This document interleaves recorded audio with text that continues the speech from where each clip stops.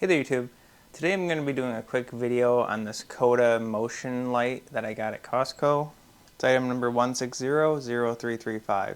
So I actually bought this about 6 months ago. It's been sitting on my to-do shelf. You know how that goes. This video is going to be a quick feature overview and install video, and maybe an initial quality review if I don't get to editing it. It has a color temperature of 5000 Kelvin, which is cool white. The specifications are here. It says it only uses 42 watts, so I'm going to check that. Alright, at full brightness it's using 47.2 watts, which is higher than the rated power usage. Now I'm going to turn it to the dim setting. It's about 24 watts. It has adjustable brightness, automatic daylight sensor, and it says up to 50,000 hours in use. So the most important features I bought this for are the adjustable brightness and the automatic daylight sensor, so it doesn't come on during the day. I also am going to test the 240-degree motion sensor range. It says up to 68 feet. I really hope so because that is very important to me.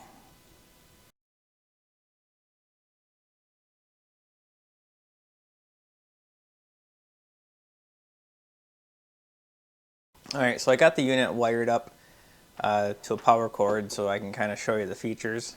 My camera does not like the brightness of those LEDs, so I'm going to aim them away. Whew, my eyes didn't like it either. Alright, so here's the buttons that you can control. You have your sensitivity, high, medium, and low. You have your Lux, which is the dusk to dawn sensor, basically. The little sun is for if you wanted to turn on regardless of dusk to dawn. The little setting sun, it'll turn on if it's sunset or dark. And then the little moon it'll only turn on if it's really dark. And you have your time that it remains on once motion is detected. And then here you have your brightness adjustment. Whenever there's motion, this little blue light turns on. After leaving this on all night to test, I noted that these metal heat sinks are definitely important. This does get pretty hot. So that's why there's metal heat sinks on the back. I also tested the manual on feature. So if you turn the light off and then on after 1 second, the lights will stay on. But it does shut off after 6 hours. It says that in the manual, and it's not configurable. So if you'd like the possibility for you to leave this light on for longer than 6 hours, I don't know why you would, maybe you're working on your car or something, just know that there's no way to have this stay on permanently like a switched light. But I did check it, and after the 6 hours it acts like a normal motion light again. So let's see how adjustable these lights are. When mounted to a flat surface, that's your maximum up tilt. Maybe 15-20 degrees up. I think it says all this in the manual, but I'm just showing you. It pivots here, and it pivots there. So it's got pretty good articulation of the security lights. Now as for the sensor itself, it rotates here, it rotates up and down, and then it rotates here. So you can have pretty good aiming abilities. It's actually pretty good. If you were undermounting the light, you'd kind of look at it like this. And so if you have the sensor facing the area that you want to light,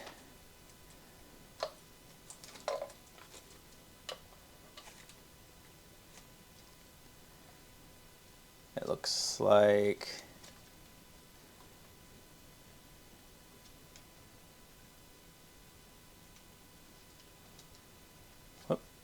so rotate here and rotate here. Yeah, you can pretty much aim it any which way.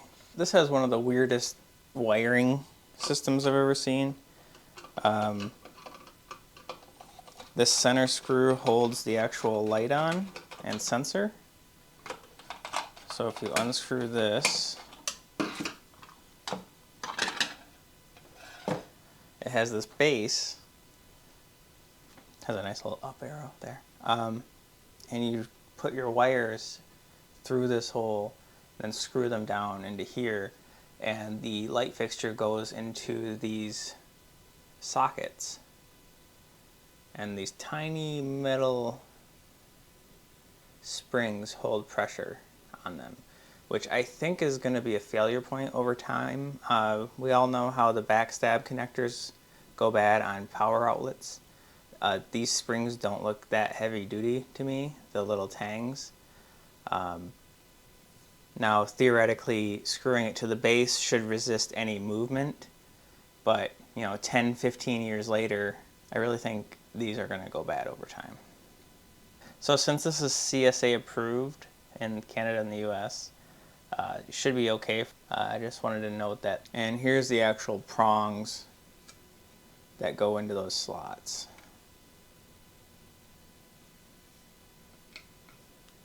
Now, one nice thing about that, and maybe Koda thought of this, is that say these LEDs burn out, you don't have to really do much more than unscrew this screw and swap this whole fixture out. So maybe they're going for some kind of like quick upgrade option down the road. You're also going to want a very tiny little screwdriver. I actually had to really look for this tiny of a screwdriver. They should have included one.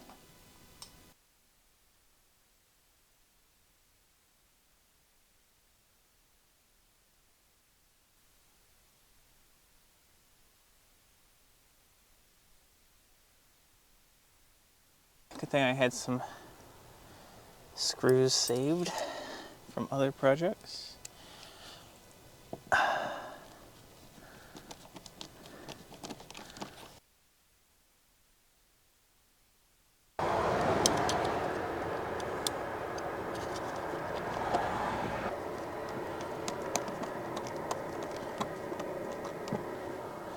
And I actually don't have a ground. This box wasn't even here. I had to put this box in because they had put just a normal inside like basement light right here. Where's my tiny screwdriver that I need?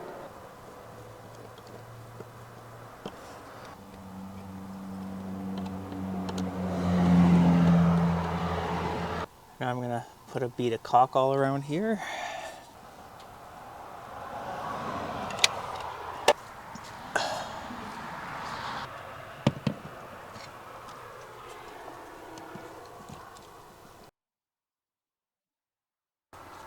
We put the screw plug in, like that. So I have the sensor aimed, a tape measure secured directly below it, and the tape measure is going in a straight line from the sensor. Now I'm going to walk the line 10 feet.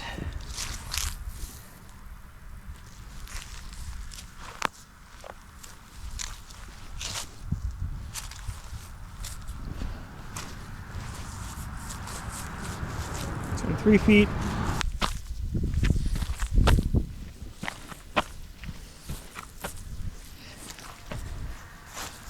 All right, I'm 65 feet out, so I should,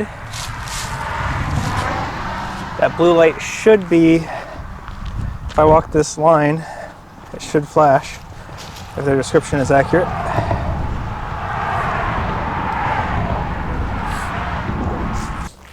Here's 27 feet, it's pulled taut. I'm gonna stand right here and see how this does.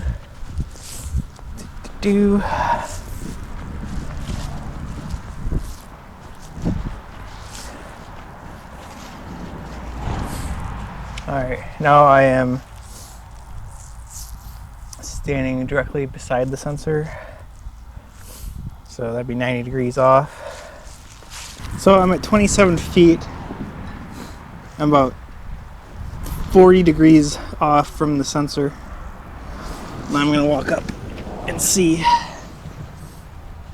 where it detects me. I'll wobble from side to side. Detecting me yet? I don't see that light. I am almost 5 feet away, I think. Was it 9 feet away? Okay, now I see the light. Alright, well, let's go edit this footage and see how it did. And here you can see it is clearly daylight. It's overcast and rainy. And the light's on. Let's check the settings. The Lux setting is set to the moon, so it should not be on right now. We have ourselves a beautiful snowy day. And the light is on.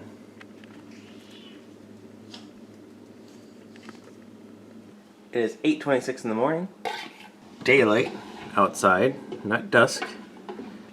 And the light is on. Another beautiful, bright, sunny day. And the light is on. And this is the next day, bright and sunny. The light is on. So this is going back. So after everything is all said and done, though, this thing is going back to Costco. I took it off the side of the house. You can see that it's still in nighttime only mode. So I don't know why it was turning on during the day. The lights themselves are pretty bright.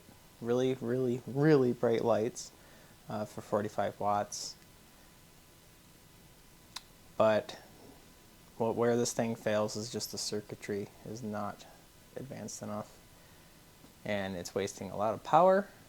And I don't want to spend an extra $20 a year on my power bill because of this $40 light. So it's going back to Costco, and thanks for watching.